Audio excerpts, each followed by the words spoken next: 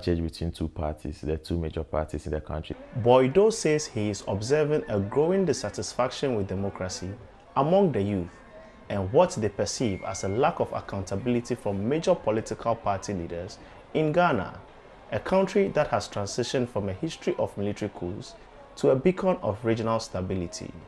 They are talking about how this party will steal from the people, and then when the other party comes, they don't hold them accountable. Basically, the youth want to see people in jail for stealing from the country. 88-year-old General Joseph Nunu Mensah, a veteran politician, empathizes with the youth. I would have hated to become one of them today, because they have no hope. Afrobarometer says that although 66% of Africans prefer democracy to other forms of governance, frustrations with unmet political and economic expectations has led 53% of those polled to express openness to military intervention, but Nunu Mensah, who was part of Ghana's 1978 coup, says military intervention is not an option. Once you get the military involved in politics, you are on the way to destruction. It may take time, but it will come. Nunu Mensah says the military's role is to safeguard the country and protect its democracy. Look at Sudan today. Those military who are supposed to unite to defend Sudan are fighting for power. Fighting for power because power also corrupts. In the last 10 years, Afrobarometer says there has been a sharp decline in Africans' preference for democracy, exacerbated by rigged elections. The organization stresses that ensuring free and fair elections is vital to reversing this trend. That citizens can go to the polls and know that what they say at the polls will reflect the real will of the people, and that they can kick a government out if they misbehave.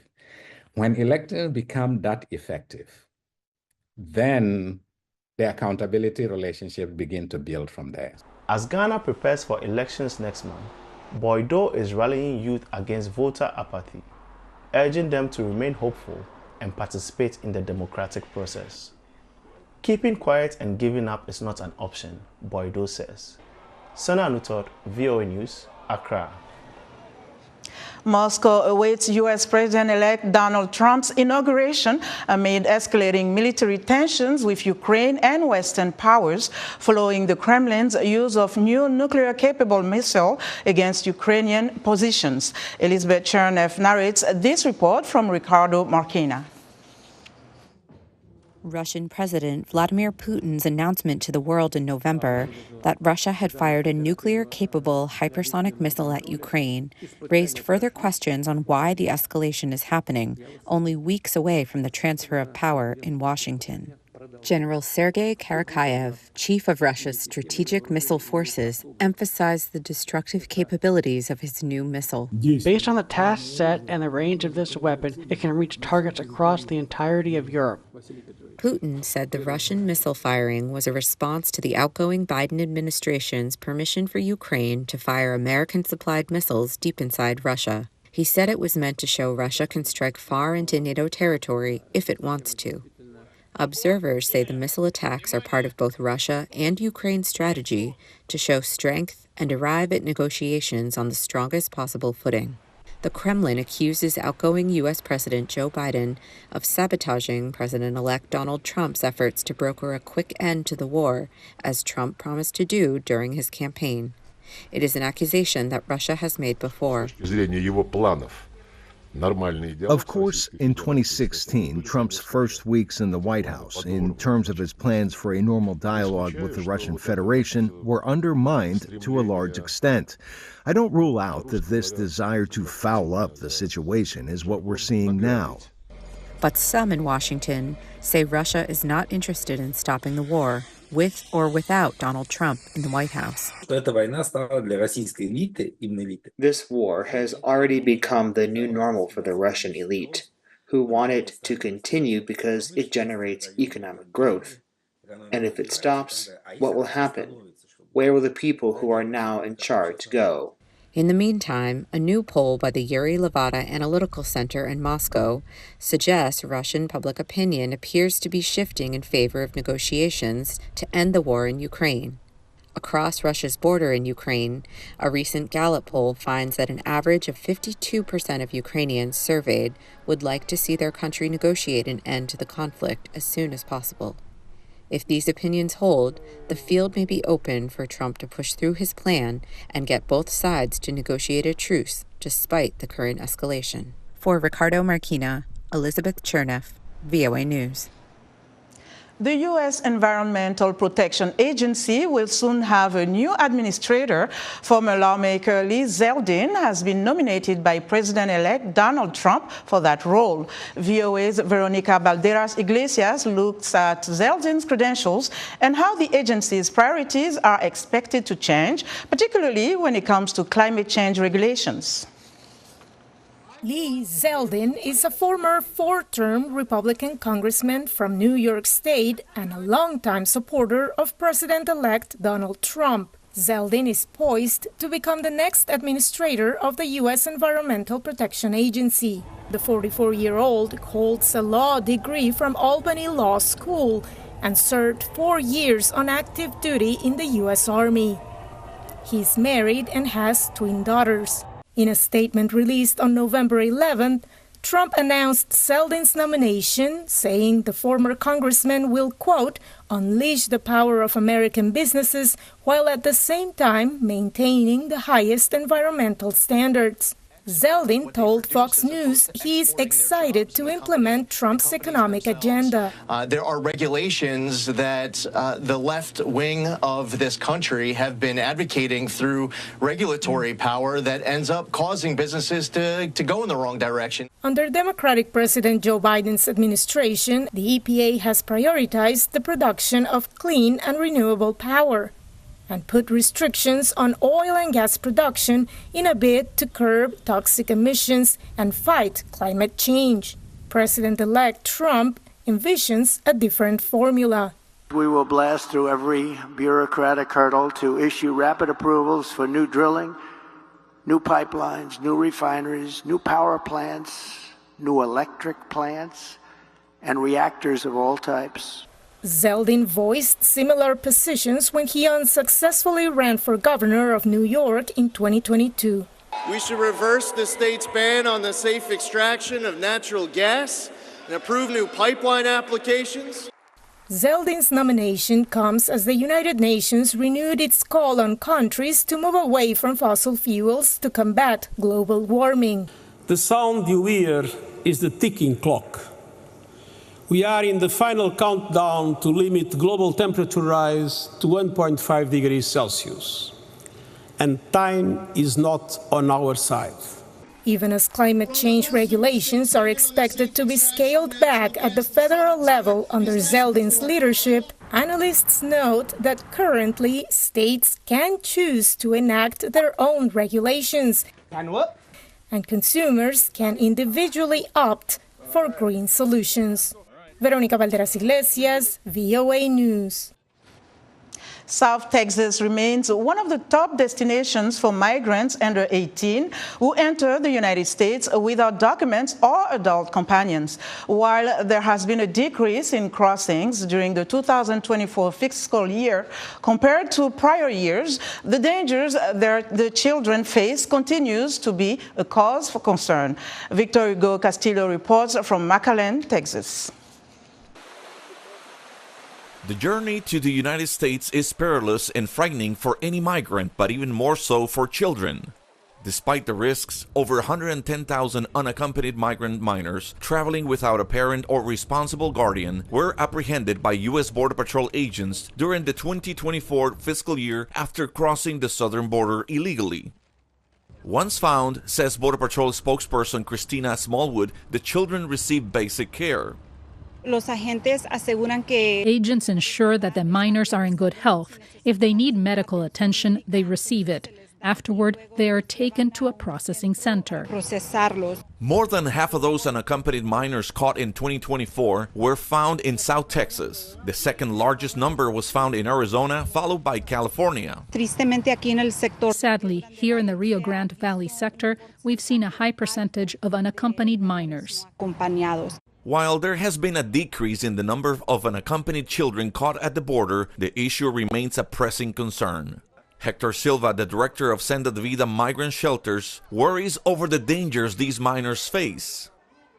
I understand there are many circumstances and situations, but don't abandon a child. Don't abandon your son or daughter. Despite this plea, Silva cautions against quick judgment. While some parents already in the U.S. may send for their children to reunite as a family, others may have started the journey together but were separated due to unforeseen circumstances in Mexico. Imagine a migrant family kidnapped, left penniless, stripped of everything, and then deciding to stay near the border. In such situations, Silva points out, parents might find a way for their children to cross the border alone, despite the inherent dangers. The risks are substantial, warns Customs and Border Protection. In late October, Border Patrol agents rescued 4 children abandoned by a smuggler on a raft drifting in the Rio Grande River. Don't take risks. Instead, apply legally through the CBP One app to enter the United States. However, not all migrants qualify for legal entry into the United States. Faced with violence, poverty, and limited opportunities in their home countries, many are still willing to risk everything in pursuit of a better future. Victor Hugo Castillo for VOA News, McAllen, Texas. Still to come, why many Nigerians need more legal identification. We'll be right back. Thanks to medical advancements, AIDS is no longer one of the top 10 global causes of death, according to the World Health Organization. However, it continues to be one of the world's most serious health and development challenges. UNAIDS says close to 40 million people are living with HIV, and more than half of them are in Eastern and Southern Africa. On this week's edition of Our Voices, we will take a deeper look into the status of HIV/AIDS and its spread in Sub-Saharan Africa. We will discuss how societal inequalities contribute to HIV prevalence and whether Africa is on the right track to end AIDS by 2030. Join the conversation each week right here on Our Voices.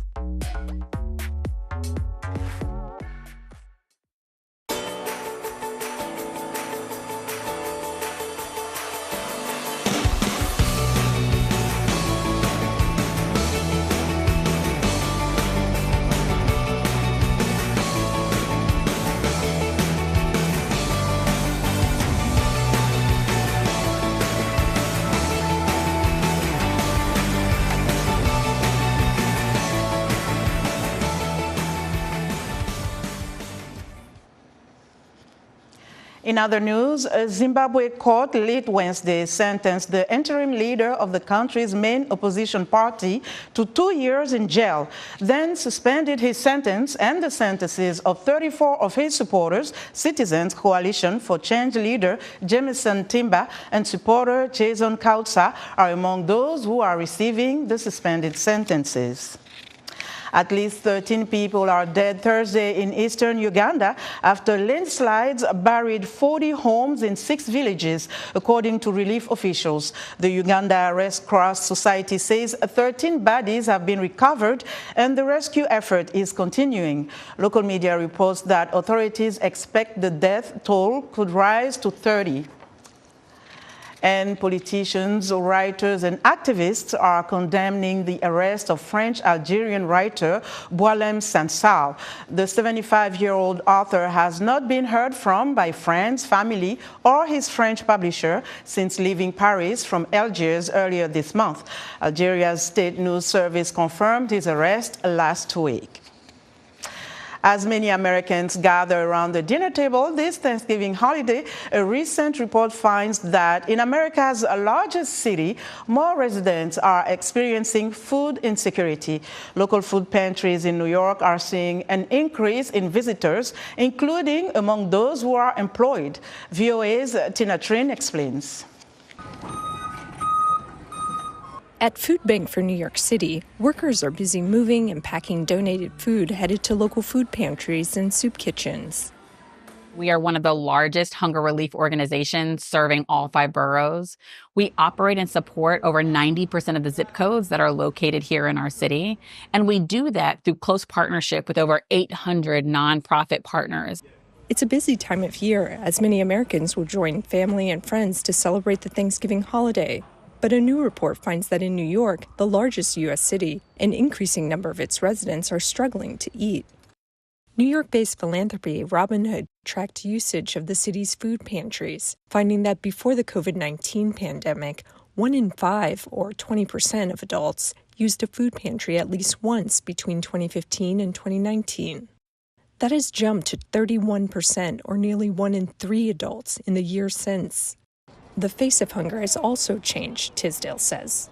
What we see now is that more and more working families are visiting local food pantries and soup kitchens. And actually, the smallest percentage of those visiting soup kitchens or food pantries are homeless men. There's this false mentality like, oh, these folks just want a handout, when really, I think people are really struggling to just make ends meet.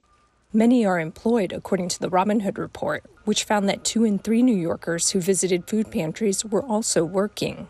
We lost a lot of jobs in the pandemic. A lot of jobs have returned, but unfortunately, a lot of the jobs that returned or just came online were really those that are just not paying enough. There is not significant wage growth. Wages aren't keeping pace with other major costs, adding to New Yorkers' financial burdens. Because of all of those mitigating factors, now New Yorkers are finding it harder and harder for $1 to stretch as far as it did before. Food insecurity affects 1.3 million New Yorkers, according to the Food Bank, and it spans a spectrum of users. For some households, pantries are critical. For others, a preventative measure.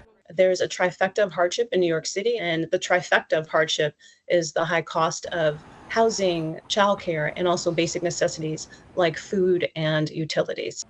The affordability crisis has resulted in a more diverse group of people visiting food pantries. And it's why some experts say government funding is vital, even as the new administration has signaled impending cuts to certain programs.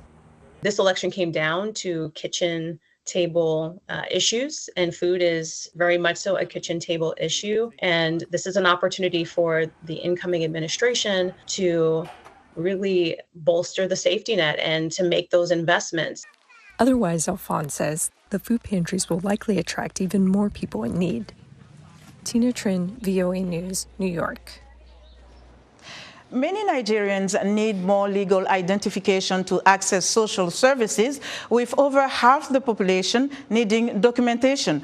Only 12% have a national identification number, and less than 1% possess an identity card. Africa 54 tech correspondent Paul Ndiho spoke to Hilary Damisa, editor of Cyber News and COO at the Center for Cyber Awareness and Development in Abuja, about a new project that aims to create a digital identification system for all Nigerians. Digital identity is an advancement on physical identity. I know, Paul, you drive, and if you drive your car, you are expected to have a driver's license or permit. Now, that is a physical means of identifying you, whether you meet some specifics in order to be able to drive particular kinds of vehicles, maybe truck, smaller vehicles, or vehicles for commercial purposes. Now, digital identity is an advancement on that physical form, which requires verifiable and authenticated means through digital channels and with the consent of a person. It involves things like having your biometrics captured, and then your details are then verifiable via a platform for you to be able to engage in specific services. To what extent are people embracing this new technology? But in this particular case, we are talking about you give them your name and they're able to pull up your information from a computer or from a phone. Interestingly, in Nigeria, the process of digital identification management is gaining so much traction because the government has put in place policies to ensure that all citizens acquire the digital identification, and that is under the government agency that is known as the National Identity Management Commission, NIMC.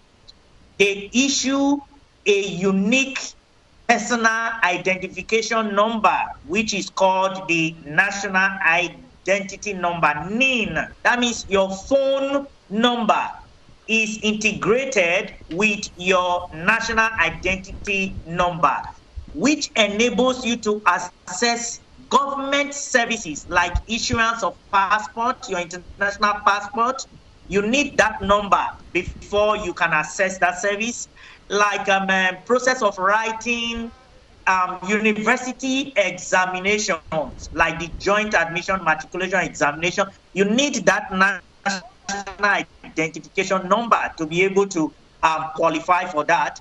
For instance, if you want to process your voter's card, which enables you to participate in the general election, you need the national identification number. So in Nigeria, citizens are now mandated to get this number, and many other African countries like South Sudan, like Kenya, like Cote d'Ivoire, Ghana, and all of that are also undertaking this process. Make some very interesting points, but one would argue that even though governments are pushing people, their citizens, to get these digital IDs, we still get a lot of people who have figured out how to beat the system, and they are able to break into these systems, hack into these systems, and take advantage of the data that is there. How can the government in Nigeria, or any other player for that matter, stop things like that from happening? The fact that people can break into these data, these systems, and compromise them does not mean that the intention or the provision of these services are bad in itself. Now, in Nigeria, for instance, there is the Nigerian Data Protection Commission, an agency of government that was signed into existence by an act of parliament in June 2023. The national commissioner for that agency has been doing a lot of work, Dr. Vincent Olatunji, to ensure that the data of Nigerians in the custody of different agencies of government, like the immigration, like the national identity management, like the telecom service provider, that this data is in good custody, is protected by law, and to the best of the ability of the state, it is secured, and everything possible is done to avert these breaches. But people would still always want to exploit possibilities of the vulnerability of these processes. Our thanks to Hilary Damisa, the editor of Cyber News and the COO at the Center for Cyber Awareness and Development in Abuja, Nigeria. And that's our show for today. Be sure to watch Africa 54 on our website at voaafrica.com. From all of us here in Washington, thanks for watching.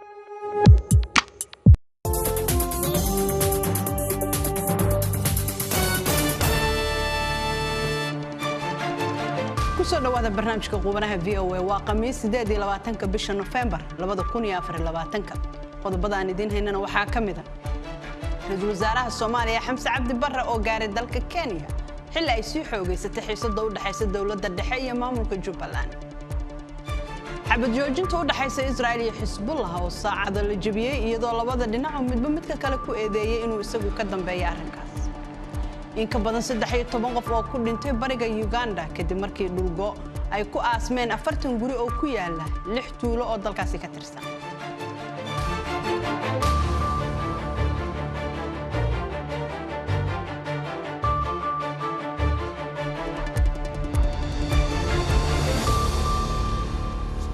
kulan wanaagsan dhamaantiinba barnaamijka qubanaha VOA waxa idinla socodsiinaya anigoo ah Falastiin Axmed Iimaan aan ku bilownay xiisadda u dhaxaysa dawladda dhexe iyo maamulka Jubbaland ayaa sii xoogaysatay 24 saac la soo dhaafay maxkamad federaal oo gobolka Banaadir ku taala ayaa amartay in la soo xiro Axmed Maxamed Islaan Axmed Madoobe oo ay ku eedeysay inuu khiyaano qaran galay iyadoo dhinaciisana Axmed Madoobe uu isna amray in la soo xiro madaxweyne Xasan Sheekh dhinaca kale Ra'iisul Wasaaraha Soomaaliya Xamse Cabdi Barre ayaa si degdeg ah safar ugu tagay dalka Kenya halkaas oo la sheegay in saraakiisha iyo ganacsato waaweyn oo Soomaalida Kenya ka tirsan ay isku dayayaan inay dhex galaan khilaafka xoogaysta ee ka dhaxeeya dawladda dhexe iyo maamulka Jubbaland haddaba arrimahaasi waxaan ka wareysanaynaa oo qadka Skype-ka ee Muqdisho si toos ah ugu jira wariyaheena magaalada Muqdisho Cabduqaadir Maxamed Cabdulle Cabduqaadir wararkii ugu dambeeyay ee xiisadda labada dhinac iyo safarka Ra'iisul Wasaaraha bal waxa warbixin yar naga sii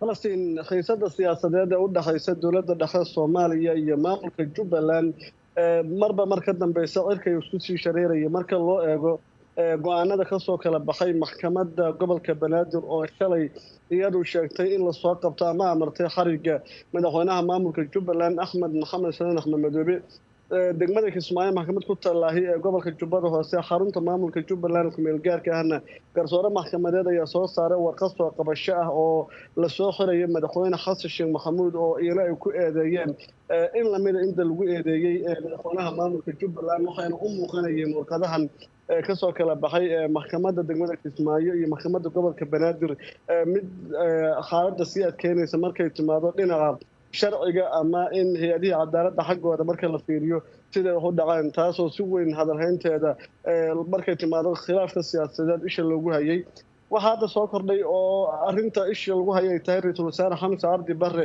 ayaa safar aan la sii qorsheyn oo u muuqdan waa mid degdeg wuxuu ku aaday wadanka Kenya magaalada Nairobi halkaas oo kulamo ka bilaabay Ra'iisul Wasaaruhu la xiriira xaaladda siyaasadeed ee cirka sii shareertay Cabduqaadir xalay ilaa iyo maanta madaxweynuhu kulamo kala duwan oo Muqdisho ku sameynayay madaxweynaha dawladda federaalka ah oo maanta uu banaanka u soo baxo dhowr xarumood uu tagay sidoo kale Ra'iisul Wasaarihii waa ka Nairobi jooga dadaalada socdaahay wax ma ka soo muuqdaan rajo ah oo xiisadda lagu qaboojinayo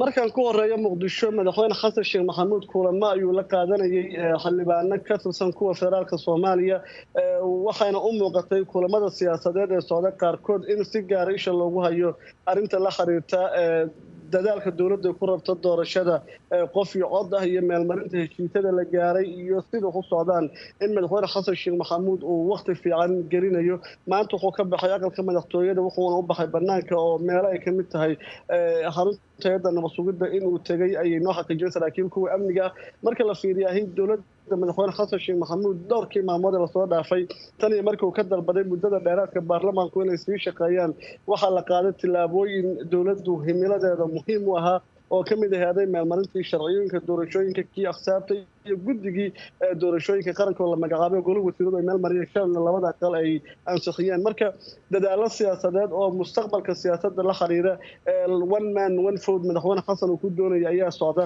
laakiin dhanka kale xiisadani inkastoo ay dadaalada socda laftirkooda ay caqabad ku keenayso laakiin dhinaca kale waxaa jira shalay in baarlamaanka ay ka dhacay gacan qaad uu ka dhacay oo la sheegay in askari ka mid ah ciidamada booliska cisbitaalka la dhigay maxaa xoga oo ku soo kordhay arintaas arinta shalay ka dhacday baarlamaanka waxaa si gaar ah xaaladeeda u adkeeyay oo saacadihii la soo dhaafay tan iyo shalaba isha lagu hayo dhaawac soo gaaray askartii qaarkood gaar ahaan mid kamid